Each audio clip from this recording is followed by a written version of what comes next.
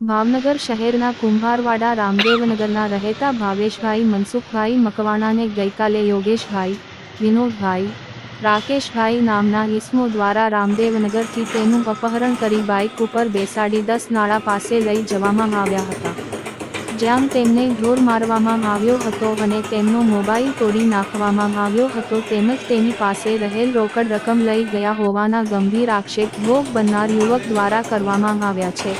હાલ યુવકને સારવાર માટે સરટી હોસ્પિટલ ખસેડવામાં આવ્યો છે। તમારું નામ?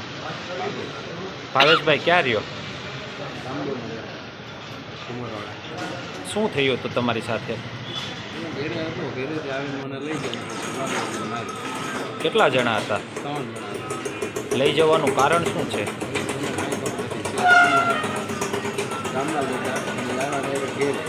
કોણ કોણ હતું? નામ આવડે? વિનોદ અને રાકેશ। તમારી પાસેથી શું શું વસ્તુ લઈ ગયા? પૈસા અને ફોન ખોલી નાખ્યો, પૈસા લઈ ગયા। કેટલા પૈસા હતા? પૈસા તો મારો આખો 2 પગાર હતા। કેટલાક અંદાજે? 22,000 પગાર આવે છે। 22,000। અને કઈ જગ્યાએ તમને લઈ ગયા?